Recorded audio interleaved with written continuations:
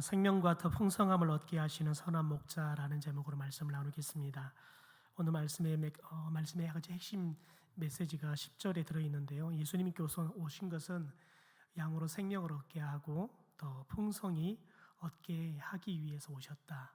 예수님이 오신 목적을 이야기를 하죠. 여러분, 그런데 오늘 특별히 이 10장의 말씀은 누구에게 주시는 말씀이냐면 바리새인들에게 주시는 말씀입니다. 이 바리새인들은 어떤 사람들이냐면 특별히 날 때부터 앞을 볼 수 없었던 시각 장애인을 두고 이렇게 질문하죠. 제자들이요, 이 사람은 자기의 죄 때문에 아니면 자기 부모의 죄 때문에 이렇게 날 때부터 이렇게 앞을 볼 수 없는 장애를 갖고 태어난 겁니까? 질문하죠. 그러니까 자기 죄 때문입니까? 부모의 죄 때문입니까? 라고 질문을 합니다. 이때 당시에 유대인들은 특별히 이 장애에 대해서 죄와 연관을 해서 대부분 생각을 했습니다. 장애를 얻는다는 것은 죄의 결과다, 이렇게 생각했다는 거죠. 제자들도 그렇게 생각을 했고, 또 우리가 지난주에 봤던 이 9장의 말씀을 통해서 특별히 9장에 여러분 9장의 말씀을 보면 34절에 그렇게 말하죠. 그들이 대답하여 이르되 내가 온전히 제 가운데서 나서 우리를 가르치느냐. 그러니까 너가 제 가운데서, 온전히 제 가운데서 태어났으면서 우리를 가르치게 하느냐. 죄인인 주제에 너가 우리를 가르치려고 하느냐. 이렇게 바리새인들도 이렇게 죄 때문에 장애가 생겼다라고 생각을 하고 있었다는 거죠. 여러분, 그런데 예수님께서는 그들의 생각으로 완전히 갈아엎어 버립니다. 그게 아니라 하나님께서 하시려고 하는 일들을 나타내기 위해서 이에게 장애를 줬다는 겁니다. 그래서 하나님께서 예수님을 세상에 빛으로 보내주셨는데 이것들을 세상 사람들에게 알게 하기 위해서 이 시각 장애를 가진 사람을 하나님께서 통로로 쓰신다는 거죠. 그래서 예수님께서 이 시각 장애인을 눈을 치료해 주죠. 침을 뱉어서 진흙을 이어서 눈에 발라주고 실로암의 못에 가서 씻어라. 그래서 그 말씀에 순종해서 눈을 씻었더니 눈이 깨끗하게 나와서 보게 되어지죠. 여러분, 그런데 바리새인들이 이 눈을 보게 된 이 시각 장애인, 그래서 이제는 더 이상 장애가 없게 된 이 사람의 이야기를 듣습니다. 여러분, 그런데 이 사람들이 바리새인들의 이야기를 이해할 수가 없는 겁니다. 그래서 어떤 말을 하냐면 그 사람이 이렇게 이야기합니다. 참 이상합니다. 이 사람이 내 눈을 뜨게 하였을 때 당신들은 그가 어디에서 왔는지 모릅니까? 그러면서 이렇게 이야기하죠. 하나님이 죄인의 말을 듣지 않고 경건하여 그의 뜻대로 행하는 자의 말은 들으신 줄을 우리가 압니다. 다 이건 상식적으로 안다는 거죠. 그러면서 뭐라고 말하냐면 창세 이후로 앞을 볼 수 없는 시각장애인의 눈을 뜨게 했다. 그러니까 어떤 인간이 태어날 때부터 앞을 볼 수 없는 시각장애인에게 눈이 보일 수 있는 그런 기적을 일으켰다는 이야기를 들어본 적이 없다는 거예요. 그러면서 이렇게 말합니다. 그래서 이 사람은 분명히 하나님으로부터 왔다는 거예요. 그렇게 예수님에 대해서 이야기를 합니다. 그렇지 않았다 그러면 아무 일도 할 수 없을 건데 이 사람이 하나님으로부터 왔기 때문에, 그래서 하나님께서 이 사람에게 그런 일을 하게 하셨기 때문에 나를 보게 했다는 거예요. 여러분, 이 말을 하니까 바리새인들이 이 말을 듣고 실은 마음이 상해서 화가 나가지고 어떻게 하냐면 이 사람에게 너가 온전히 죄 가운데 태어나가지고 우리를 가르치느냐, 죄인 주제에 우리를 가르치려고 하느냐, 그렇게 하면서 쫓아내버렸다는 거예요. 여러분, 예수님께서 이 영혼에게 생명을 주셨어요. 이제는 더 풍성한 삶을 살 수 있도록 눈을 보여주셨다고 해요. 그래서 이제는 온전한 삶을 살아가도록 해주셨어요.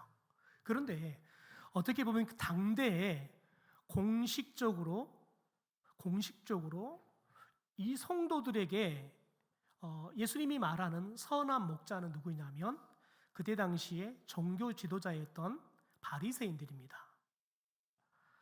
여러분, 그런데 이 바리새인들은 이제 앞을 보게 되어서, 그래서 예수님으로부터 새로운 생명도 얻고 풍성한 삶을 선물로 받은 이 사람에게 어떻게 보면 오히려 생명도 주고 이 사람이 더 풍성한 삶을 살아갈 수 있도록 돕는 역할을 해야 할, 선한 목자와 같은 역할을 해야 할 이 바리새인들이 오히려 예수님이 생명을 주고 풍성케 한 이 사람을 사회적으로 종교적으로 매장시켜 버리는 거죠.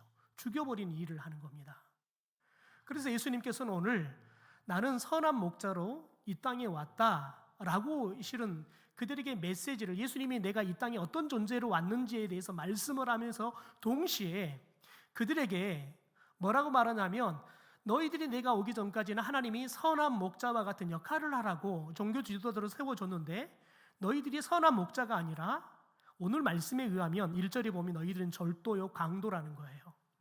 왜냐하면 절도요 강도의 특징이 뭐냐면 양에게 생명을 주는 게 아니라 양의 생명을 빼앗기 위해서 존재하는 거라는 거예요.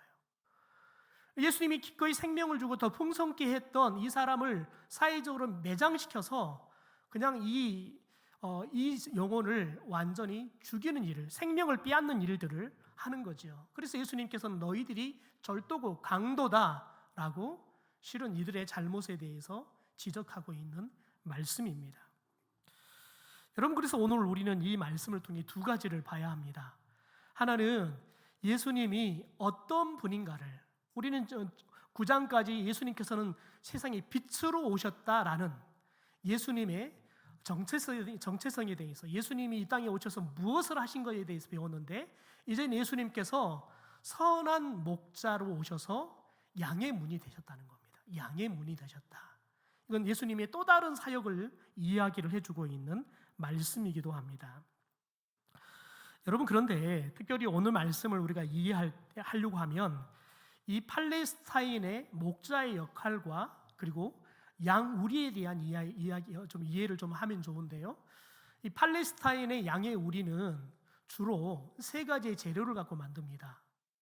첫 번째 재료로 가장 많이 쓰는 게 뭐냐면 광야이고 돌들이 많습니다. 그러니까 그런 돌들을 모아가지고 양의 우리를 담을 싸듯이 이렇게 해가 싸가서 우리를 만드는 겁니다. 여러분 또 그렇게 만들거나 아니면 진흙으로 돌과 함께 벽돌을 만들어서 담을 쌓는 거죠. 그리고 마지막은 뭐냐면 가시 덤불이 많았습니다. 가시 덤불들을 갖고 임시적으로 이렇게 우리를 만들어서 양의 우리가 되게 하는 거죠. 여러분, 그런데 특별히 주로 양들은 푸른 초장들을, 목초지를 찾아서 다니기 때문에 대부분 광야에서 임시로 이렇게 우리를 만드는 겁니다. 그러면 문을 만들 이런 나무들이나 이런 재료가 없어요. 그러니까 문이 없는 겁니다.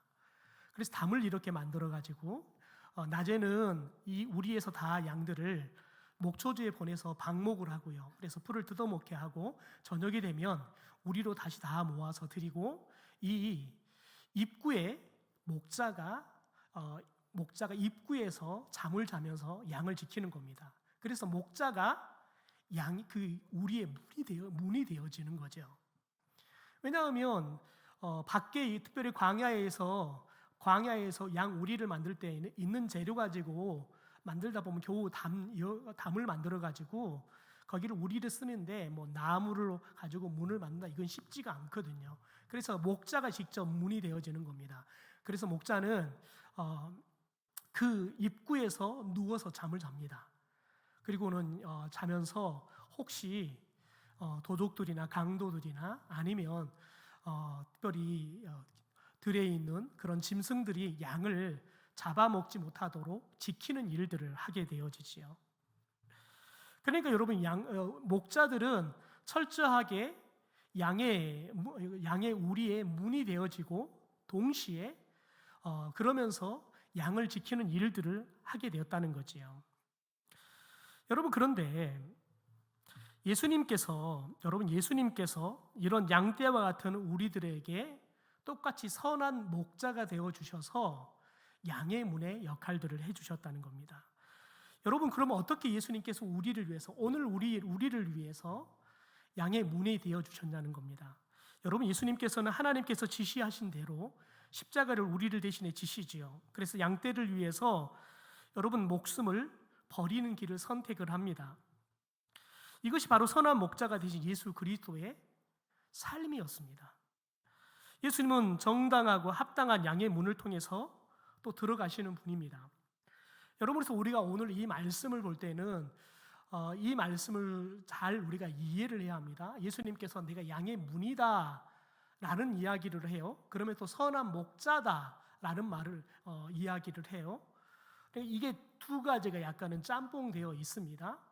양의 문이다 라는 말은 제가 조금 전에 설명했던 것처럼 문이 없는데 목자가 문이 되어주는 겁니다. 그래서 양들이 밖으로 나가지 못하게 하고, 또 밖에서는 또 일이나 늑대들이 들어가서 양을 잡아먹지 못하도록 방어해주는 그런 문의 역할들을 하셨다는 겁니다.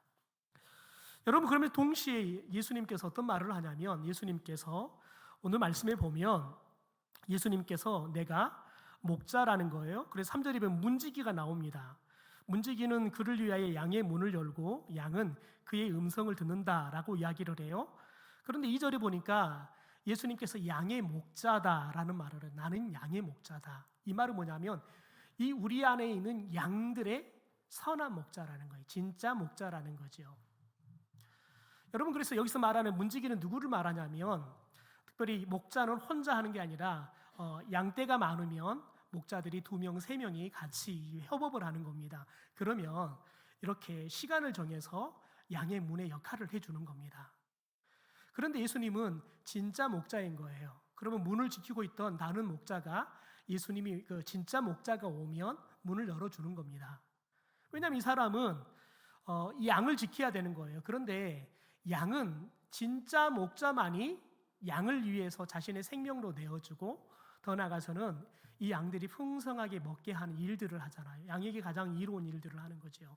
그래서 양의 목자인 선한 목자가 오면 이 문지기가 문을 열어줘서 양들을 부르고 또 양들을 또 도와주는 일들을 하게 한다는 거죠. 이것을 지금 이야기를 하고 있는 겁니다. 여러분, 예수님께서는 우리를 위해서 그분이 십자가에서 고난을 당하시고, 더 나아가서 우리에게 이 십자가를 통해서 우리가 하나님의 나라인 천국에 들어갈 수 있는 문이 되어 주셨다는 겁니다. 여러분, 그래서 특별히 우리를 지키는 목자가 참 목자에게만 문을 열어준 것처럼 이 참 목자만이 우리의 문을 통과할 수 있다. 오늘 그 말씀을 이야기를 하지요. 여러분, 그런데 예수님께서 참 목자라는 겁니다. 참 목자 되셔서 우리에게 천국에 들어갈 수 있는 문이 되시고, 더 나아가서는 저와 여러분을 이 우리로 들어가게 하시고 나가게 하면서 저와 여러분이 풍성한 꼴을 먹을 수 있도록 해주시는 역할을 한다라고 이야기를 합니다. 여러분, 그래서 하나님께서는 예수님을 우리에게 선한 목자로 보내주셔서 저와 여러분이 이 땅에서 천국으로 들어갈 수 있는 천국의 문을 열어주셨죠. 그러면서 동시에 지금은 그분은 하나님의 우편에 앉으셔서 두 가지의 일을 하고 계십니다. 하나는 여러분, 우리들이 개인적인 종말을 맞이해서 하나님의 나라 가면 우리를 위해서 변론해 주는 겁니다. 하나님, 저 사람은 하나님이 아시는 것처럼 저런 죄를 지었습니다. 그런데 제가 저 사람의 죄를 위해서 십자가에서 죄값을 다 지불해 버렸습니다. 그래서 저 사람 죄가 없습니다. 그래서 천국에 들어갈 수 있는 우리를 변론하는 변호사의 일을 하시는 거고요. 동시에 또 하나는 아직 살아있는 우리를 위해서 중보 기도하시는 중보 사역을 하고 계신다는 겁니다. 그래서 요한복음 14장 6절에 보면 이렇게 말을 합니다. 예수께서 이르시되 내가 곧 길이요 진리요 생명이니 나로 말미암지 않고는 아버지께로 올 자가 없다라고 이야기해요. 예수님만이 저와 여러분이 천국으로 들어갈 수 있는 문이 되어 주셨다는 거예요. 길이 되어 주셨다는 거죠. 여러분, 그래서 우리가 예수 그리스도의 이름과 예수 그리스도가 우리에게 베풀어 주시는 구원의 은혜를 받은 성도만이 천국의 문을 통과할 수 있는, 그래서 영생의 선물을 받을 수 있는 축복을 받을 수 있는 겁니다. 그래서 베드로 사도는 사도행전 4장 12절 이렇게 선포합니다. 다른 이로서는 구원을 받을 수 없나니 천하 사람 중에 구원을 받을 만한 다른 이름을 우리에게 주신 일이 없다라고 여러분, 우리들이 예수님 외에는 구원을 받을 수 있는 길이 없습니다. 그러면 세상의 사람들은 뭐라고 말하냐면 기독교가 독단적이라는 거예요. 서울을 갈 때 가는 방법이 한 가지냐? 다른 다양한 방법이 있듯이 예수만 믿는다고 천국 가느냐? 아니라는 거예요. 불교를 믿어도 되고 다른 종교를 믿어도 된다는 거지요. 이게 여러분 다원 종교주의자라고 이야기하잖아요. 여러분, 이것을 요즘은 또 목사들도 이런 주장을 하는 사람들이 있어요. 여러분, 그런데 성경이 우리에게 그렇게 정확하게 이야기하고 있어요. 여러분, 저와 여러분에게 천국으로 들어갈 수 있도록 천국의 문이 되어주시고 길이 되어주시는 분은 예수 그리스도뿐이 없다는 거예요. 우리에게는 예수 그리스도 외에 다른 길을 주시지 않았다는 거예요. 그래서 우리는 오직 예수 그리스도를 통해서만 우리가 하나님의 나라에 들어갈 수 있습니다라고 선포하는 거예요. 이게 진리이니까요. 우리 종교만이 절대적이다. 여러분, 그렇게 생각하고 우리가 세상 사람들이 이야기한 것처럼 독단적으로 이야기하는 것이 그것만이 진리예요. 여러분, 생각해 보세요. 태양이 두 개입니다. 여러분, 이야기를 한다고 생각해 보세요. 우리가 어떨 때 보면 하늘에가 해도 뜨지만 때로는 달이 떠 있을 때가 있습니다. 여러분, 그러면 아이들은 그것에 대해 잘 모르면 뭐라고 말하면은 하늘에가 태양이 두 개입니다라고 이야기할 수 있다고요. 여러분, 그런데 여러분 모르는 사람들은 뭐라고 하면 정말 그러네요? 라고 이야기할 수 있어요. 왜냐하면 그 달의 모양이 태양의 모양과 비슷하니까요. 단지 빛이 좀 약할 뿐이지요. 여러분, 그런데 그것을 아는 사람은 뭐라고 말합니까? 저것은 태양이 아니라 저건 달입니다 라고 이야기를 해요. 여러분, 그러면 여러분, 그 사람에 대해서 사람이 참 독단적이군요. 아니, 다른 사람들은 다 저게 태양이라고 이야기하는데 당신은 태양이 아니라 달이라고 이야기하면 당신은 굉장히 독단적인 사람입니다 라고 이야기하면 여러분, 그게 상식적입니까? 여러분, 상식적이지 않다는 거예요. 여러분, 그런데 우리는 자꾸 기독교를 독단적이고 고집스럽고 자기들만이 절대 진리라고 생각하는 폐쇄적인 종교를 가진 사람들이라고 이야기를 해요. 여러분, 우리가 그렇게 폐쇄적인 생각을 가진 사람들이어서가 아니라 그것만이 진리라고 성경은 우리에게 이야기하기 때문에 그렇습니다. 그래서 그것만이 길이기 때문에 우리는 사람들에게 온전한 길, 진짜 길을 가르쳐줘야 하기 때문에 그렇게 이야기를 하는 거지요.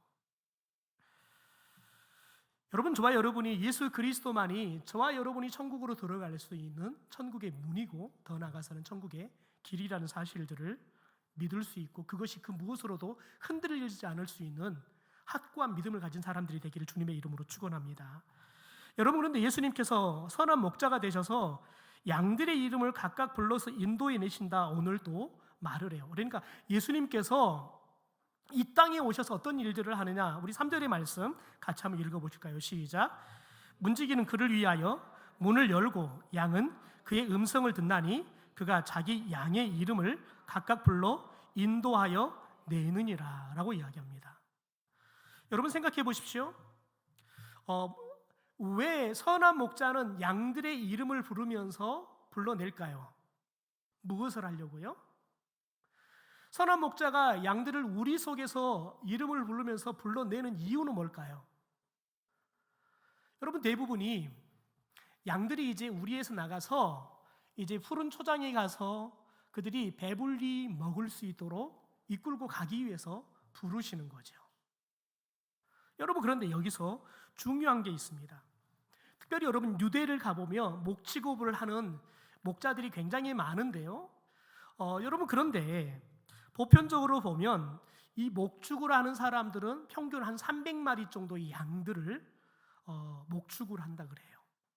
그런데 목자들은 이 300마리 정도 되는 이 많은 양들을 그냥 보통 우리들이 보면은 다 똑같은 양처럼 보이는데 목자는 그 양들을 하나하나 이름을 다 지어주고요. 더 중요한 것은 나중에 다 섞여버려도 그 양이 어떤 이름을 가진 양인지를 다 기억한다는 거예요. 여러분, 쌍둥이를 나놓고 보니까 자꾸 아빠가 두 쌍둥이를 헷갈려 하는 거예요. 그러니까 똑똑한 아이가 뭐라고 하냐면 아빠를 보면 아빠 저는 누구예요? 아빠에게 이렇게 미리 이야기를 하는 거예요. 여러분 아빠는 자기 쌍둥이 딸을 구별 못할 수 있다니까요. 실제 여러분 진짜 일란성 쌍둥이들은 형제들도 잘 구별을 못하더라고요.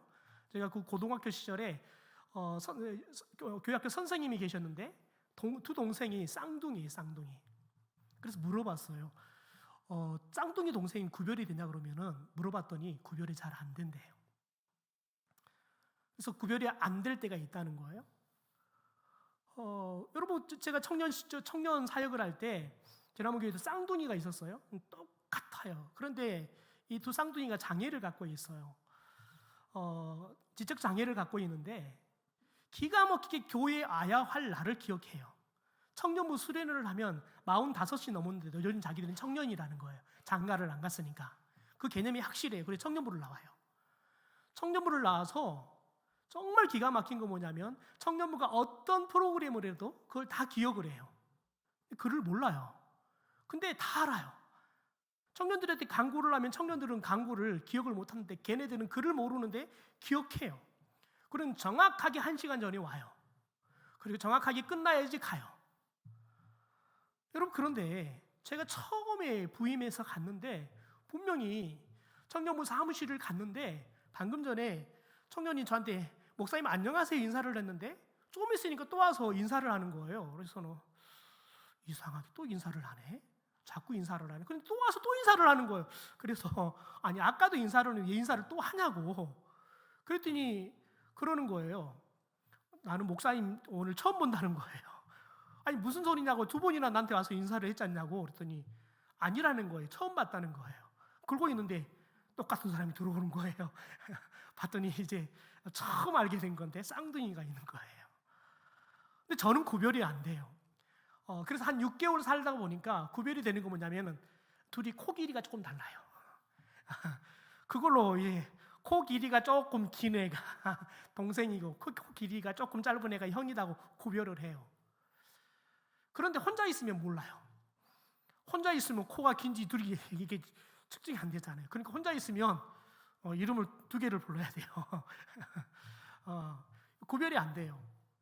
여러분 그런데 목자는 우리 눈에 보이는 똑같은 양들이어도 자기가 이름을 지어준 대로 다 구별하고 또 여러분 다 구별해서 다 하나하나 양들을 부른다는 거예요. 순천 제1교회에 사역을 할 때 박정식 목사님 돌아가신 박정식 목사님이 성도들에게 굉장히 참 좋은 목사로 인식이 돼 있어요. 그런데 이 박 목사님의 특징이 뭐냐면 기억력이 좋으세요. 그래서 거기 한 30년 정도 가까운 목회를 하셨는데 그래서 이 어린 아이 유치원 때 다녔던 아이가 20살이 넘어도 이름들을 다 기억하고 있는 거예요. 길을 지나가다가 이 아이를 만났는데 목사님이 정확하게 기억하고 이름을 불러주는 거예요. 그런 일들을 목사님이 잘 하시는 거예요. 그래서 박정식 목사님이 진짜 목사라는 거예요. 우리 이름들을 다 기억하고 우리에 대해서 너무너무 잘 알고 있다는 거예요.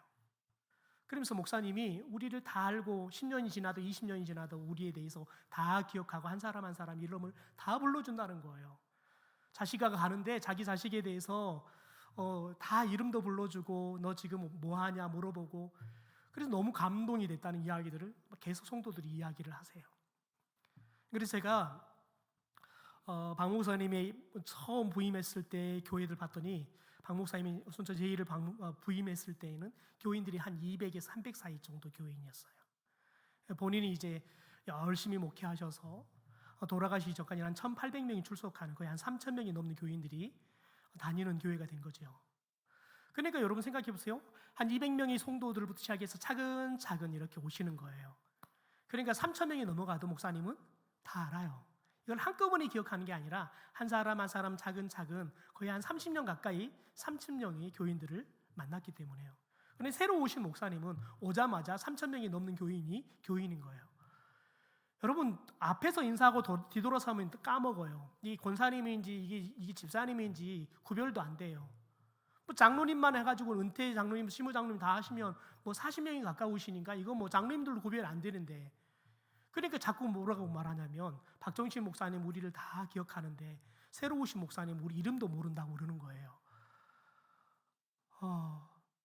이 쉽지 않죠. 이게 정말 쉽지 않죠. 목사님이 우리 이름도 모르고 관심이 없다는 거예요. 해결할 방법이 없는 거예요. 이건 해결할 방법이 없어요. 왜냐하면 뭐 기억하면서 새로운 교인들이 계속 오는데 새로운 교인들로 구별이 안 되는데 이게 뭐 해결할 방법이 없죠. 그러니까 계속해서 목사님 우리 이름도 모르시는 싹군 같은 목사님이라고 이야기를 하는데 이거 해결할 방법이 없는 거예요. 여러분 그런데 오늘 예수님은 다 기억하신다고요. 다 기억하신다고요. 한 마리 한 마리 다 기억하신다는 겁니다. 그리고는 부르신다는 거예요. 그리고는 저와 여러분이 이 양들이 풍성하게 먹을 수 있도록 푸른 철장으로 데려가고 또 물을 먹어야 할 때는 물가로 데려가서 먹여서 생명을 얻게 하고 더 풍성한 삶을 살게 한다는 거지요. 여러분 주님은 지금도 저와 여러분에게 선한 목자가 되어 주셔서 저와 여러분을 정확하게 기억하시고 저와 여러분이 10년 전에 내가 무엇을 했는지 기억이 없어요. 작년에 추석 때 내가 무엇을 했는지 기억이 없어요. 그러나 하나님은 모든 것들을 다 기억하고 계신 줄 믿습니다. 그래서 저와 여러분에게 매일마다 우리의 이름을 부르시고 저와 여러분에게 필요를 따라서 푸른 초장이 필요한 양에게는 푸른 초장으로 물이 필요한 양들에게는 쉴만한 물가로 인도하시는 그런 목자의 역할을 지금도 하고 계신 줄 믿습니다. 그분은 지금도 하나님 우편에 앉으셔서 저와 여러분을 기도하고 계신 줄 믿습니다. 저와 여러분이 구원이 완전히 완성이 되도록 우리가 주님 나라 들어갈 때까지 저와 여러분이 끊임없이 예수를 닮아가는 성화가 일어날 수 있도록 계속해서 저와 여러분을 위해서 중보 기도하고 계신 줄 믿습니다. 그래서 주님은 저와 여러분이 그분의 세미한 손길들을 느끼든 못 느끼든 그분은 저와 여러분의 이름을 기억하고 모든 걸 기억하고 세미한 손길로 우리의 필요를 채우시는 그런 주님으로 함께하고 계신 줄 믿습니다. 여러분 그런데 오늘 보면 7절과 8절의 말씀을 보면 특이하게 1절의 이야기를 했던 말씀을 다시 반복해서 하고 계십니다. 우리 7절과 8절의 말씀을 같이 한번 읽어보시죠. 시작. 그러므로 예수께서 다시 이르시되 내가 진실로 진실로 너희에게 말하노니 나는 양의 문이라. 나보다 먼저 온 자는 다 절도요 강도니 양들이 듣지 아니하였느니라. 여러분 그런데 예수님께서 왜 1절에 이야기하셨던 이 말씀을 다시 반복해서 말씀하고 계실까요? 우리는 그 이유를 6절의 말씀에서 찾을 수 있습니다. 예수께서 이 비유로 그들에게 말씀하셨으나 그들은 그가 하신 말씀이 무엇인지를 알지 못하니라. 바리새인들이 예수님의 말씀을 들었는데 도대체 이게 무슨 말인지를 못 알아먹은 거예요. 그래서 예수님께서 다시 그들에게 말씀해주고 계시는 겁니다. 여러분 이 바리새인들은 어떤 바리새인들입니까? 예수는 미워합니다. 예수님을 미워하는 걸 넘어서서 예수님에게 기회만 되면 모욕을 주고 기회만 되면 예수님을 죽이려고 하는 원수와 같은 사람들입니다. 예수님은 이런 바리새인들의 마음을 압니다. 이 악함을 아십니다. 예수님이 이 바리새인들 때문에 얼마나 모욕을 당했는지 예수님은 여러분 기억 속에 뼈저리 기억되어 있습니다. 그런데 여러분 그럼에도 불구하고 예수님은 이 바리새인들에게도 선한 목자가 되시기 위해서 오셨던 겁니다. 이 바리새인들에게 양의 문이 되기 위해 오셨던 겁니다. 자신의 원수와 같고 자기에게 여러분 미움을 끊임없이 드러내고 모욕을 주고 죽일 기회만 있다면 죽이려고 하는 이 바리새인조차도 예수님은 그들이 예수님이 전해주는 말씀을 깨닫고 믿음으로 구원받기를 원하셨다는 거예요. 여러분 우리는 여기 기억해야 합니다. 저와 여러분이 믿음이 좋을 때만 주님은 우리를 사랑하는 게 아닙니다. 때로는 우리들이 믿음이 낙담이 되고 때로는 저와 여러분이 하나님을 모른다고 하나님을 베드로처럼 저주할 수 있습니다. 때로는 주님을 완전히 떠나버리는 삶을 살 수 있습니다. 그래서 다시는 교회에 발을 딛지 않고 살아갈 수도 있습니다. 그러나 주님은 저와 여러분을 변함없이 사랑하시는 주님인 줄 믿습니다. 저와 여러분이 변함없이 구원받기를 원하셔서 끊임없이 다시 말씀해 주시고 또 다시 말씀해 주시는 주님인 줄 믿습니다. 여러분 예수님께서 바리새인들이 믿기를 원해서 그들에게 다시 반복해서 말씀해 주셨습니다. 여러분, 그런데 저와 여러분처럼 지금 주님을 사랑하고 믿음이 좋아서 이렇게 수요일조차도 나와서 예배를 드리고 있는 우리에게도 하나님의 말씀은 다시 계속해서 리바이벌 되어서 들려야 되는 겁니다. 끊임없이 주님의 말씀은 반복이 되면서 다시 들려야 돼요. 왜냐하면 세 가지 이유 때문입니다. 첫째는 인간은 망각의 동물이기 때문에 그렇습니다. 주님의 말씀을 들었어요. 그런데 우리는 그냥 잊어먹습니다. 우리가 또 다른 것에 집중해야 될 때는 우리는 주님의 말씀에 집중했던 우리의 여러분 이 머릿속이 주님의 말씀이 아니라 우리가 집중해야 할 것에 집중하기 시작하면 주님의 말씀을 잊어먹어 버리는 거지요. 그래서 저와 여러분이 다시 이 말씀을 기억하기 위해서, 이 말씀을 다시 깨닫기 위해서 말씀을 다시 들어야 되는 거예요. 두 번째는요, 주님의 말씀은 깊이가 무한해요. 여러분, 그래서 성경에 대해서 이렇게 말해요. 수영을 아무리 잘하는 사람도 이 성경이라는 바다의 끝을 닿을 수 없고, 수영을 아무리 못하는 사람도 이 성경이라는 바닷물에 빠져 죽지 않는다라는 이야기를 해요. 성경은 누구나가 여러분 알아먹을 수 있는 말씀이에요. 그러나 성경은 아무리 우리가 많이 읽고 많이 연구하고 아무리 우리가 성경을 잘 기억해도, 아니 성경을 전체에 암송해도 우리는 주님의 진리의 말씀을 다 깨달아 알 수 없습니다. 우리가 주님 나라 갈 때까지 성경의 말씀을 온전히 다 이해할 수 없습니다. 여러분, 그래서 우리는 그 성경에 깊이 있는 말씀을 더 깊이 있게 깨달아가기 위해서 계속해 우리는 들었던 말씀을 또 들어야 돼요. 왜냐하면 작년에 들을 때에는 이렇게 이 말씀이 우리에게 은혜로 깨달아졌는데 올해 들으면 또 다른 은혜의 말씀이 깨달아지기 때문에 그렇습니다. 세 번째는 여러분 주님의 말씀을 늘 새로워요. 주님의 말씀을 늘 새롭다고요. 저와 여러분이 청년의 시절 때 들었던 말씀이 똑같이 오늘 이 시대에 들리는 것처럼 보이지만 아니라고요. 오늘 이 시대에 새로운 말씀으로 들려요. 여러분, 목사들이 무엇을 보면 알 수 있냐면 목사들이 설교를 다시 2번, 3번 할 때가 있어요. 여러분, 그런데 지난번에 썼던 원고를 가지고 이번에 설교를 절대 못합니다. 왜냐하면 주님이 주시는 감동이 다르기 때문에 그렇습니다. 그때 주님이 주셨던 감동과 이번에 주님이 주시는 감동이 다르기 때문에 그렇습니다. 그래서 지난번에 썼던 원고를 가지고 이번에 설교하려고 그러면 도저히 이 말씀이 설교되지 않습니다. 그래서 다시 이것을 완전히 뼈대는 같을 수 있지만 전체적인 여러분 그 속에 담겨있는 영감들은 완전히 새로워질 수밖에 없어요. 왜냐하면 주님의 말씀은 날마다 새롭기 때문에 그렇습니다. 여러분이 시편의 1편의 말씀을 매일마다 한번 읽어보십시오. 어제처럼 똑같은 은혜의 말씀으로 들리지 않습니다. 또 다른 은혜의 말씀으로 그 짧은 6절의 말씀이 여러분 60년 동안 매일 봐도 매일 새로운 말씀으로 들리게 돼 있어요. 왜냐하면 하나님의 말씀은 문자에 갇혀있는 말씀이 아니라 오늘도 살아 역사하시는 여러분 성령을 통해서 새로운 은혜, 새로운 감동이 날마다 우리 가운데 부어지기 때문에 그렇습니다. 여러분, 그러므로 저와 여러분이 하나님의 말씀을 끊임없이 다시 반복해서 들어야 돼요. 반복해 듣는 것들을 기뻐할 수 있어야 돼요. 여러분, 그럴 때 저와 여러분이 영혼이 살아있다는 증거예요. 여러분, 그런데 저와 여러분이 이 말씀을 들어도 똑같고 저 말씀을 들어도 똑같고 그런단 말이죠. 여러분, 그럼 원인은 2개 있을 수 있어요. 하나는 목사님이 똑같은 말씀을 똑같이 할 수 있어요. 본문은 다른데 어찌 목사님 말씀을 듣으면 똑같아요. 끝에 가면 다 똑같아 버려요. 그렇게 목사님이 전해줄 수 있어요. 여러분, 그런데 목사님이 그렇게 전해줘도 듣는 사람은 그 사람이 성령의 감동을 따라 듣는다 그러면 성령은 그에게 다른 메시지로 들리게 돼 있어요. 또 하나는 여러분, 저와 여러분이 영혼이 잠들어 있는 거예요. 그래서 여러분 말씀을 듣는데 말씀이 다 똑같이만 들리는 거예요. 제 친구를 제가 고등학교 전도를 했어요. 굉장히 머리가 샤프한 친구예요. 그래서 늘 탑에 놀았던 친구인데요.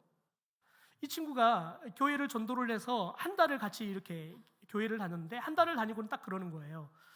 영배야, 내 더 이상 교회를 안 다니려다. 그래서 왜? 그랬더니 교회를 다니니까 너무 똑같은 소리만 또 4주 동안 똑같이 한다.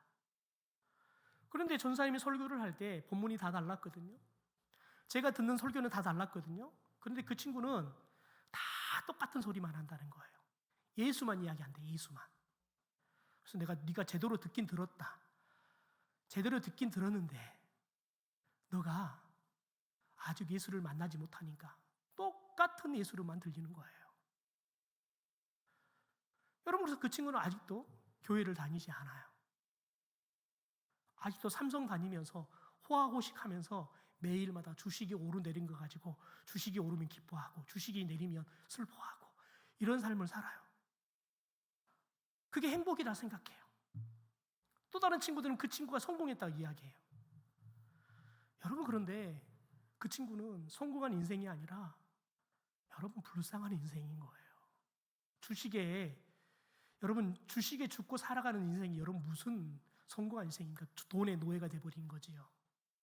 회사를 사랑하지도 않아요. 그래서 언제든지 기회만 되면 내가 회사를 떠날 생각을 해요. 더 나아가서는 회사가 나를 언제든지 기회만 되면 내칠 거라는 불안 속에 살아요.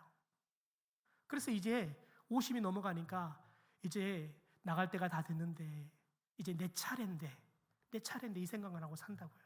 불행하지요.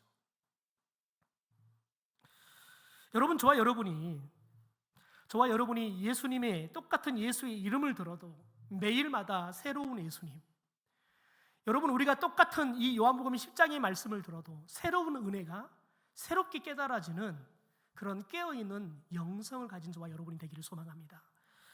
여러분, 예수님께서 오늘날도 저와 여러분에게 생명을 주시고 그 생명이 더 풍성하게 하시는 여러분 삶을 우리가 살 수 있도록 지금도 일하고 계신 줄 믿습니다.